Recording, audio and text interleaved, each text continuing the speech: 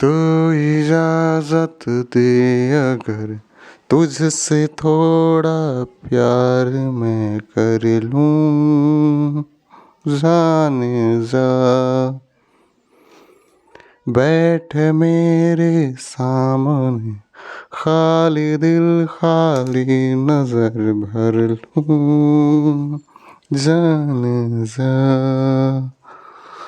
तू खफा हो जाए, रात भी हो जाए, दिन तेरे आंचल में छुप जाए।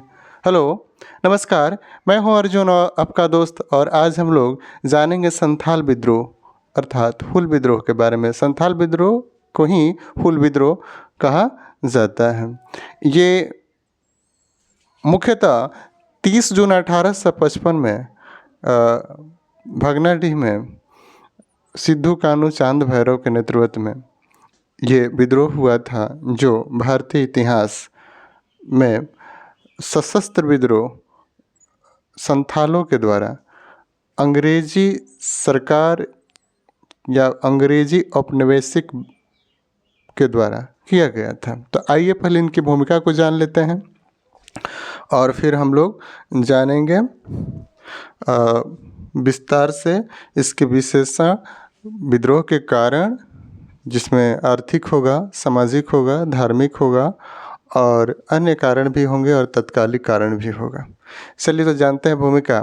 संथाल विद्रोह भारतीय इतिहास की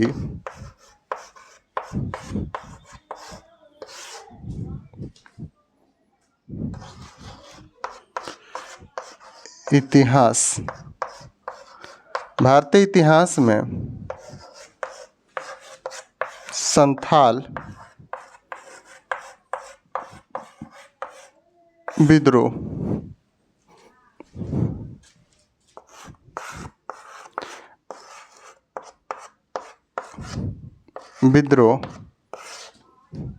ब्रिटिश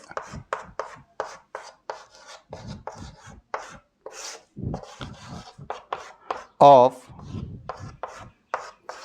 निवेशिक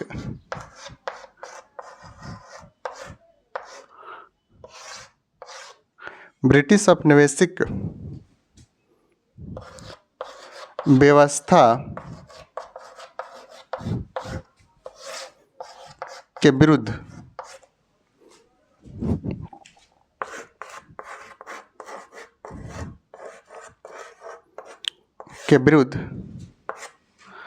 व्यापक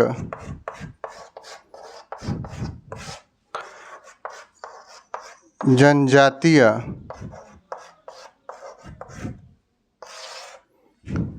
सशस्त्र विद्रोह था।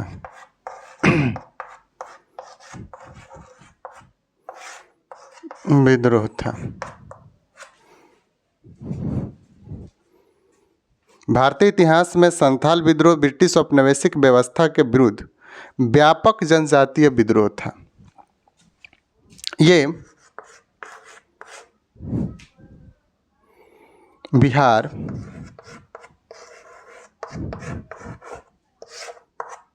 झारखंड,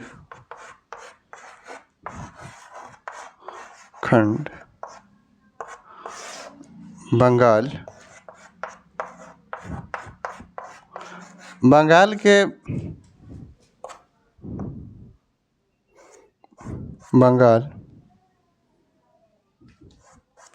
के क्षेत्र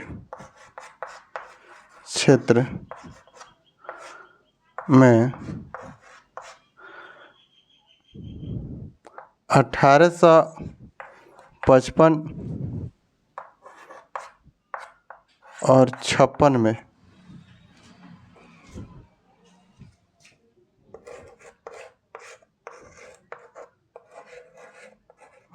हुआ। क्षेत्र थे बिहार के क्षेत्र, जैसे क्षेत्र मोटे तौर पर देखा जाए तो छोटे तौर पर भागलपुर,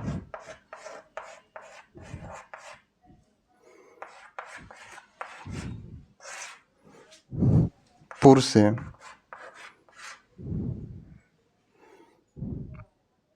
राजमहल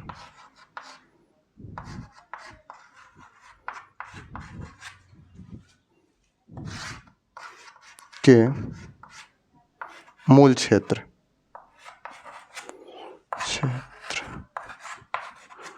जिसमें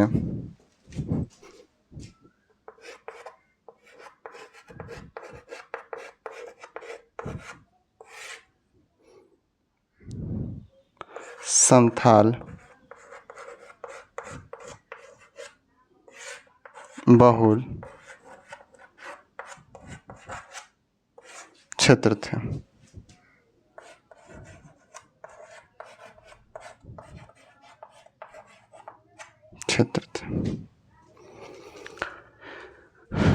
भारतीय इतिहास में संथाल विद्रोह ब्रिटिश औपनिवेशिक व्यवस्था के विरुद्ध व्यापक जनजातीय सशस्त्र विद्रोह था और ये प्रथम विद्रोह था।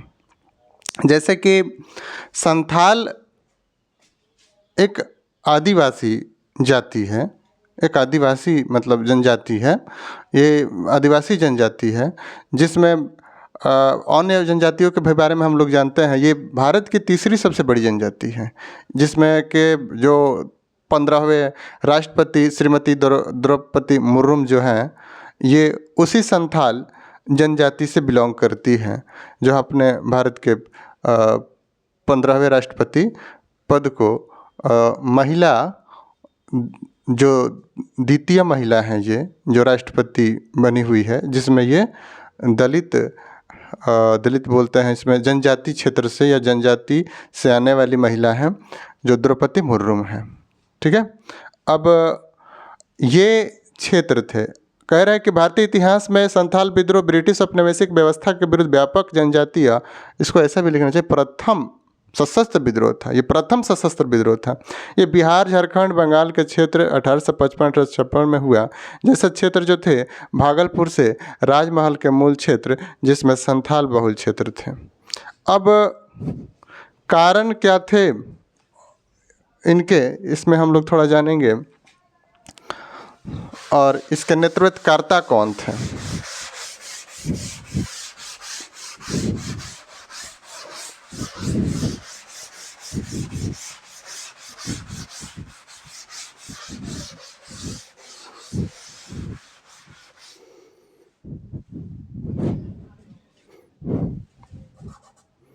इस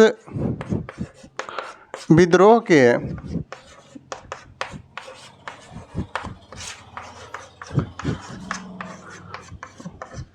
मूल कारण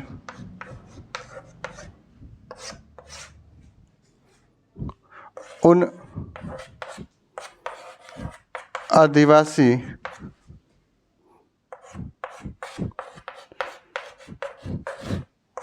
क्षेत्रों में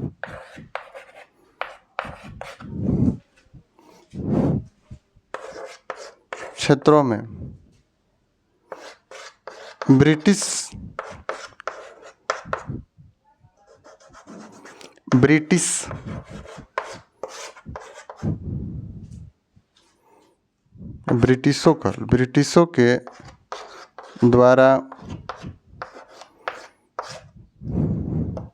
तथा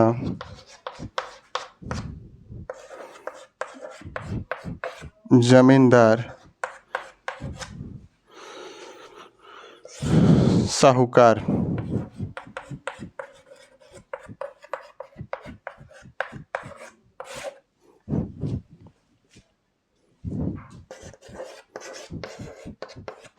द्वारा शोषण और अत्याचार था।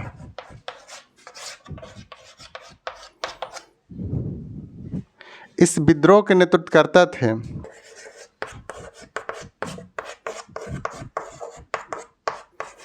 विद्रोह के नेतृत्व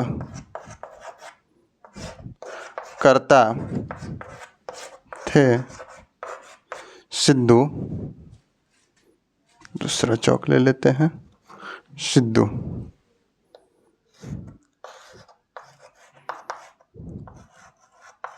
सिद्धू,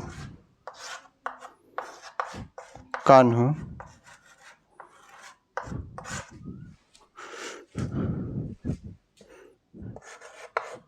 चांद, भैरव।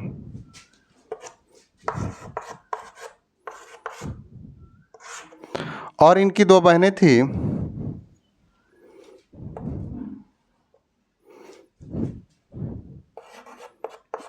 दो बहनें थी।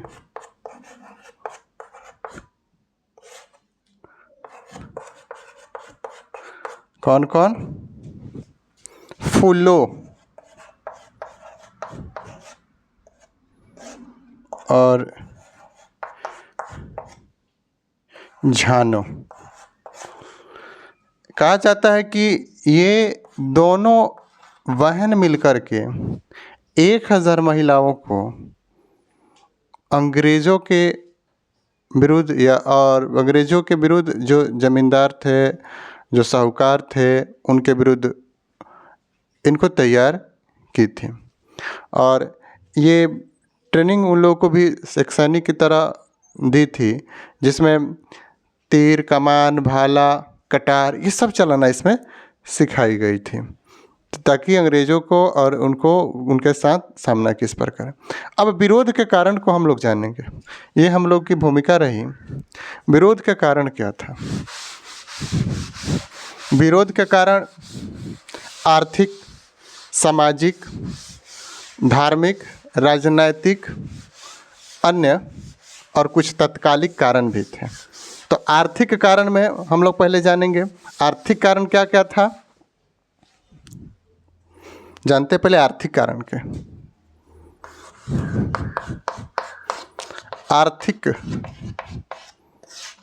कारण, विद्रोह के कारण में प्रथम है आर्थिक कारण। विद्रोह का कारण में पहला है आर्थिक कारण।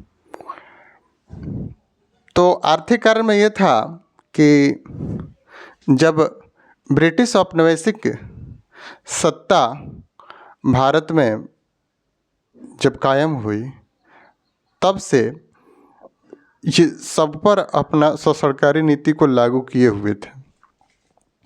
और इस शोषणकारी नीति के कारण ही इस प्रकार की चीज़ें हुई हैं। तो आर्थिक कारण थोड़ा पहले जान लेते हैं। तो आर्थिक कारण ये था कि ब्रिटिश उपनिवेश, ब्रिटिश ऑफ निवेश के कारण जमींदार,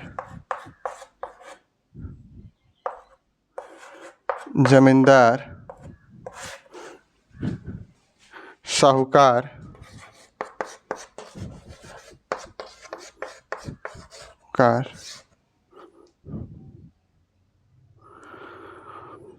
इनके साथ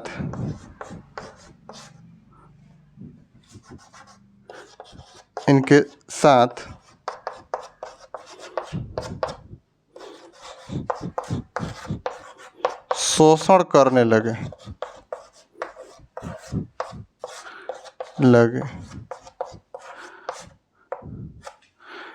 क्योंकि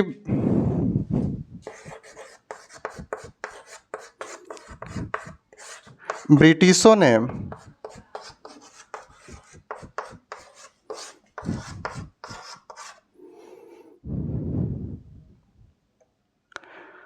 जबरन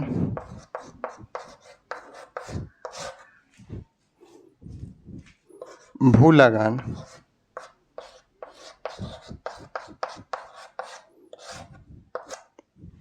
नगद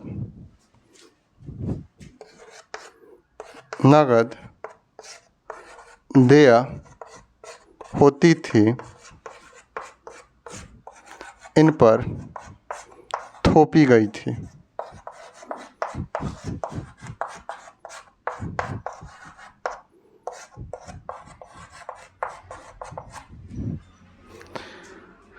जबरन इन पर भू लगान थोपी गई थी, जो नगद देय थी। ये संथाल, आदिवासी,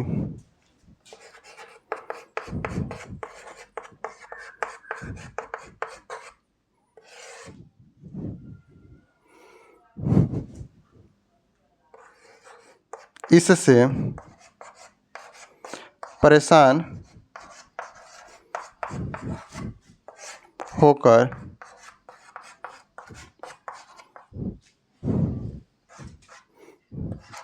साहूकारों से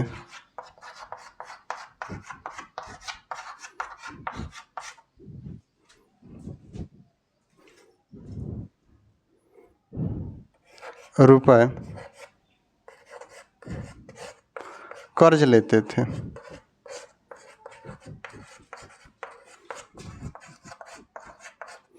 जो कि उस कर्ज पर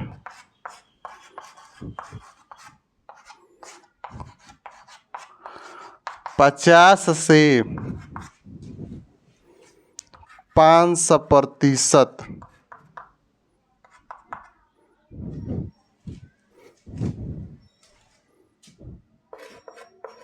ब्याज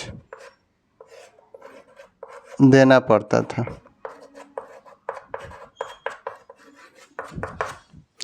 और ब्याज के रकम न अदा करने पर ये साहूकार जो उनके मवेशी थे, जो उनकी खेती थे, हड़प लिया करते थे। मवेशी और जो धन दौलत था उसको हड़प लेते थे, और हड़प लेने के उपरांत इनसे बेगारी कराई जाती थी।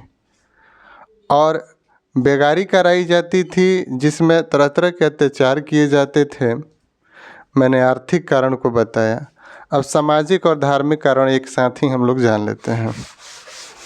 धार्मिक कारण क्या था और सामाजिक कारण क्या था? तो सामाजिक कारण और धार्मिक कारण को एक ही साथ पढ़ लेंगे। इसमें ऐसा है कि संथाल लोग का जो क्षेत्र था उसको दामिनी कोह के नाम से जाना जाता है। इन क्षेत्रों को, संथाली क्षेत्र को, जो भागलपुर से लेकर के राजमहल की पहाड़ियों तक फैला हुआ है, उन क्षेत्र को दामिनी कोह के नाम से जाना जाता है। और ये दामिनी कोह, जैसे कि ये जो क्षेत्र है इसमें दामिनी कोह के नाम से जाना जाता है। और इन क्षेत्रों को सुव्यवस्थित ढंग से चलाने के लिए पुरहा पंचायत होती है, जो पुरहा पंचायत के प्रतिनिधियों द्वारा दामिनी कोह के क्षेत्र में शासन किया जाता है। और जब अंग्रेज आते हैं तो उन सारी व्यवस्थाओं को ख़त्म कर देते हैं, जो उनको सामाजिक ठेस पहुंचता है। धार्मिक कारण क्या थे? कि धार्मिक कारण ये थे कि उसमें 1813 के अधिनियम के तहत ब्रिटिश जो मिशनरियाँ यहाँ इन क्षेत्रों में प्रवेश किए, जबरन ईसाई धर्म कबूल कराने लगे या ईसाई धर्म को धारण कराने लगे, जिससे वहाँ की जो आदिवासी जनता थी वो बहुत आहत हो चुकी थी। ठीक है, तो आइए इनको थोड़ा लिख लेते हैं। सामाजिक कारण पहले जान लेते हैं। कारण, सामाजिक कारण क्या है? छोटे शॉर्ट फॉर्म में सामाजिक कारण में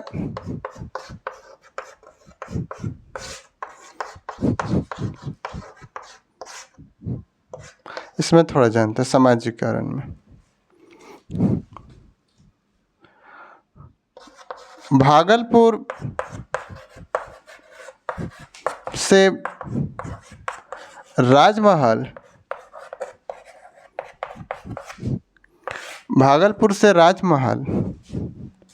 की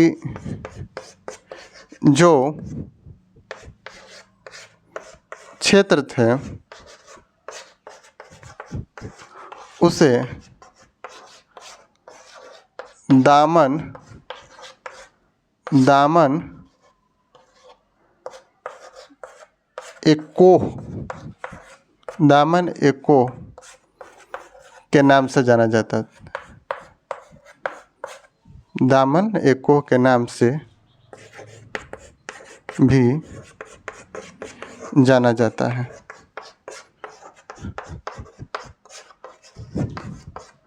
जिसमें ये अपनी शासन व्यवस्था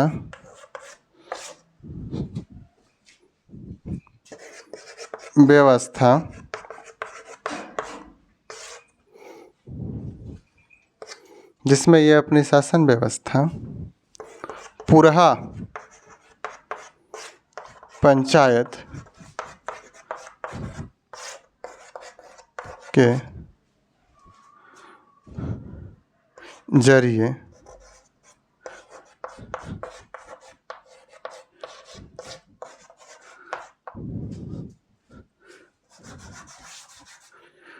उन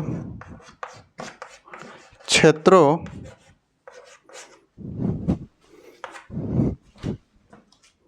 के प्रतिनिधि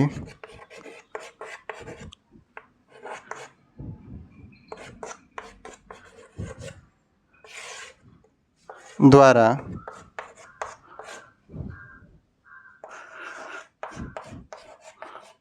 शासन के द्वारा चलाया जाता था, कर लीजिए,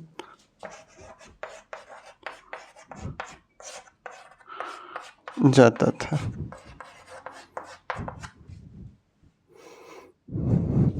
जिसे अंग्रेजों ने भंग कर दिए, अंग्रेजों ने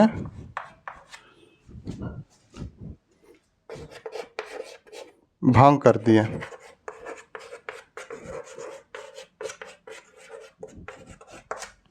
जिसे अंग्रेजों ने भंग कर दिया।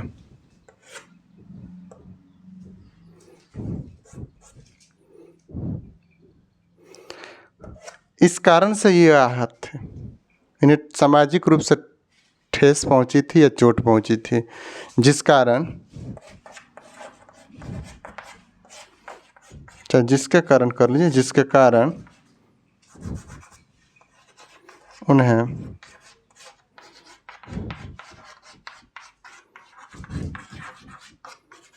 रूप से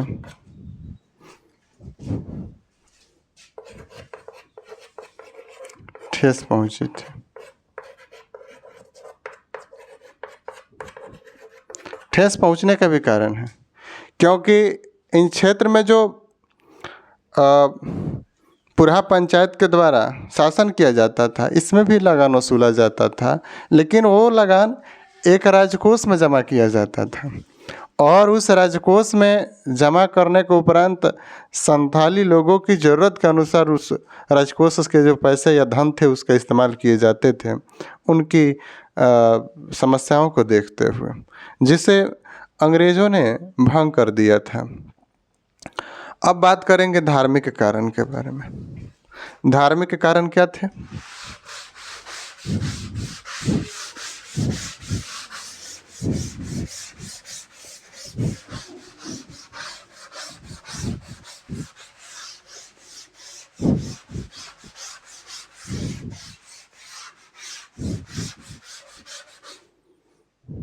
धार्मिक कारण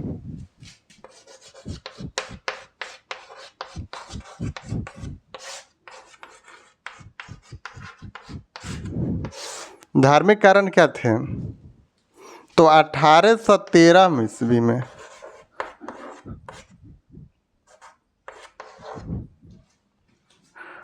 के अधिनियम के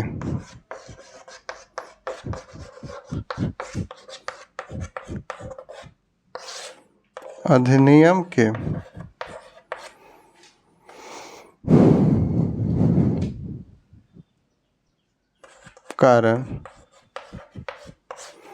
भारत में या दामिनी कोह के क्षेत्र में दामन ए कोह के क्षेत्र में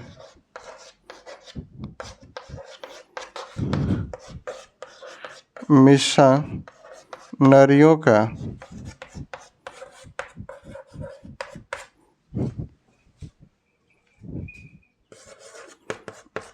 आगमन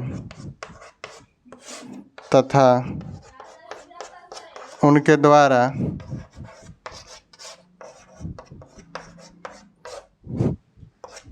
जबरन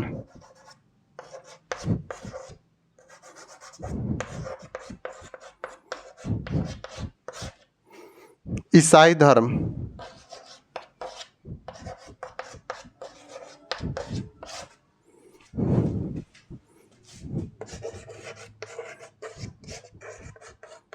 को अपनाने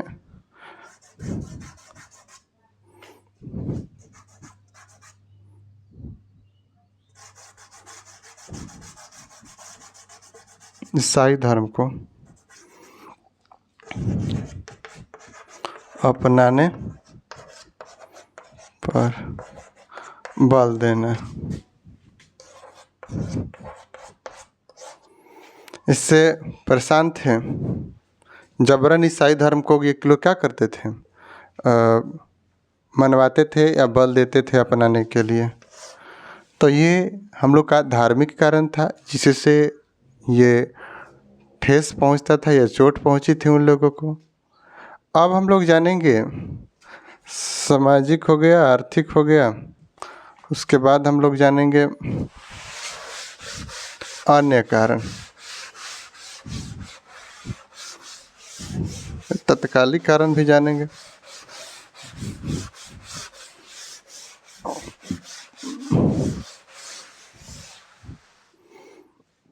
अन्य कारण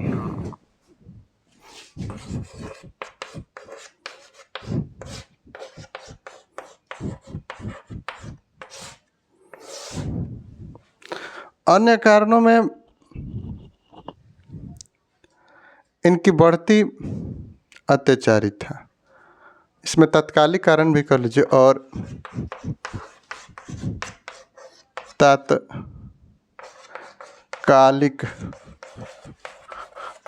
कारण। तत्कालिक कारण आइए जानते हैं। अन्य कारण में थे कि जो 1793 के आसपास की जो चीज़ें रही थी, जो अंग्रेज़ों के द्वारा जो इन क्षेत्रों में अपने वर्चस्व को बढ़ा रहे थे, उसी दौरान उनके द्वारा हुआ ये कि रेल परियोजना चालू की गई थी। रेल परियोजना जो भागलपुर के जो क्षेत्र था, भागलपुर से बर्धमान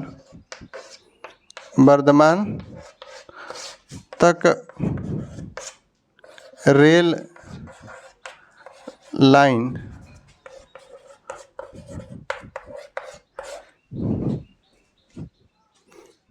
का विस्तार किया जा रहा था, किया जा रहा था। उसमें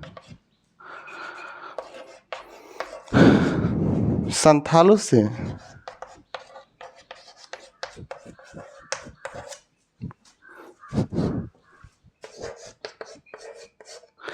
बेगार या बेगारी कराई जाती थी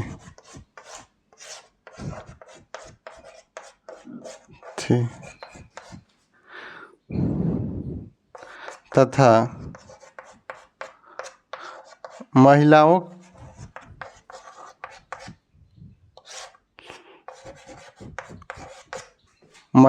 की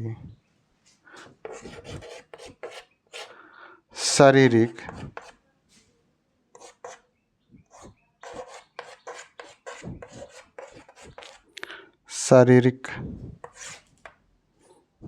शोषण किया जाता था।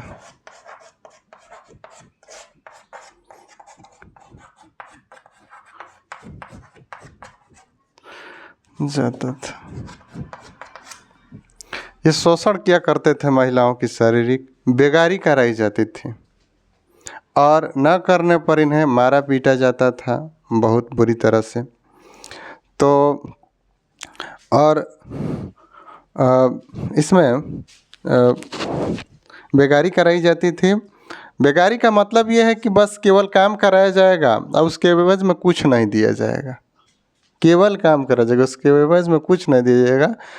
वो हो सके तो खाना मिल जाता था, बाकी कुछ नहीं दिया जाता था।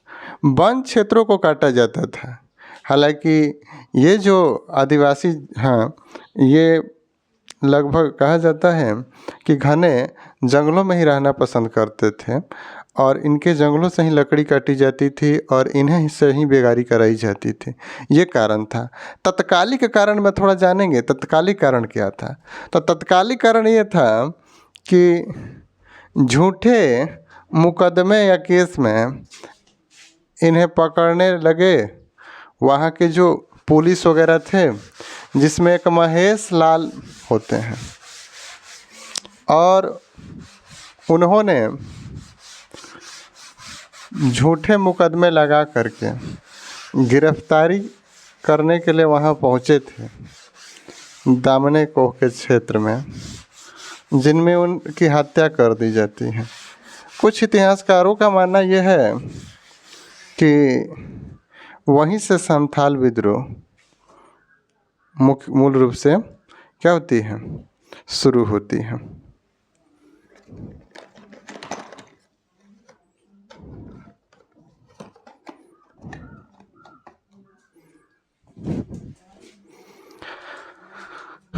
तत्कालिक कारण में क्या था कि महेश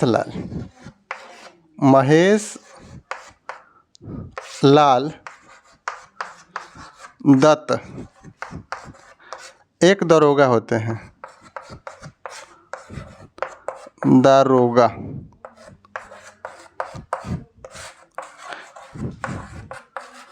द्वारा झूठे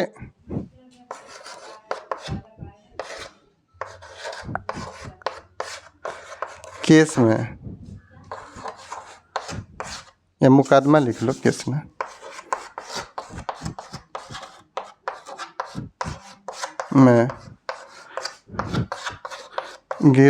गिरफ्तारी के द्वारा, गिरफ्तारी के कारण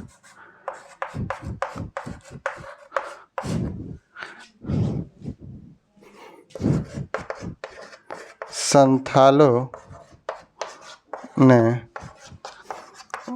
महेश लाल दत्त की हत्या कर दी। न सिर काट लिया, सिर काट दिया इनका और हत्या कर दी। हत्या करने के उपरांत ही कुछ इतिहासकारों का कहना है कि यहीं से ये संथाल विद्रोह की शुरुआत हुई और एक सभा का आयोजन किया गया। एक सभा का आयोजन किया गया, एक सभा बुलाया गया भागनाडीह में, सभा का आयोजन किया गया। सभा 30 जून 1855 में बुलाई गई। भागनाडीह स्थान है, भागनाडीह, भागनाडीह। कहा जाता है कि 400 गांवों के, लगभग 400 गांव के लगभग 6000 संथाल नेतृत्व करने के लिए उतरे थे, विरोध करने के लिए उतरे थे या आए थे। और यहीं से विद्रोह की शुरुआत होती है, भागनाडीह से ही इसकी शुरुआत होती है उनके विरुद्ध। ये संथाल जो आदिवासी हैं, ये क्या करते हैं, इनका विरोध करते हैं। इसमें सिद्धू कानू और चांद भैरव, अभी बताए थे इसके पहले भी, सिद्धू, कान्हू और चांद भैरव। ये तीनों चारों अहम भूमिका निभाते हैं, जिसमें सिद्धू खुद को ठाकुर यानी कि भगवान के द्वारा भेजा गया प्रतिनिधि कहता है, यानी कि अपने राजा बनता है, और कान्हू को मंत्री बनाता है। क्या बनाता है? मंत्री। सिद्धू ईश्वर के द्वारा, यानी कि ठाकुर उसको उस समाज में कहा जाता था। ठाकुर मतलब ईश्वर का प्रतिनिधि, ईश्वर का प्रतिनिधि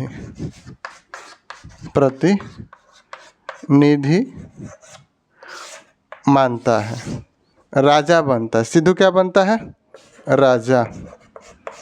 राजा की भूमिका सिद्धू निभाता है। सिद्धू मंत्री बनता है कान्हू।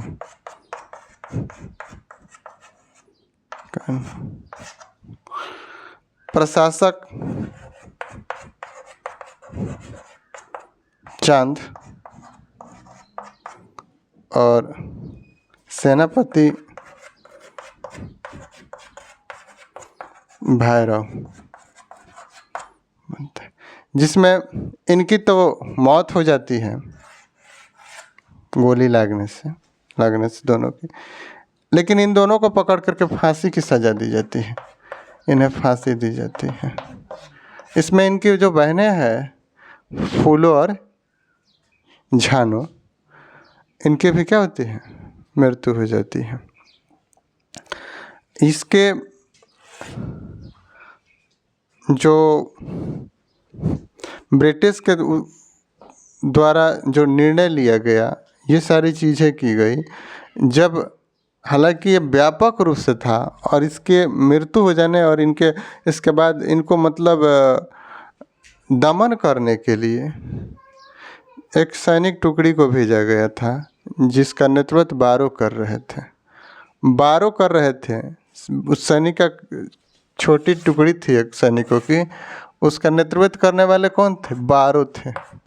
कौन थे? बारो। अंग्रेजों के द्वारा ये जो सेना का प्रतिनिधित्व कर रहे थे, उनका नाम बारो था।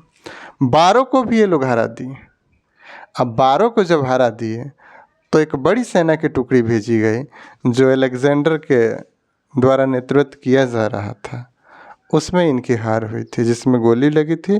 कहा जाता है कि लगभग 15 या 1600 से अधिक संथालों को उसमें मार गिराया गया था। अब कारण था इन लोगों की हार की कि इनके पास में अत्याधुनिक हथियार नहीं थे।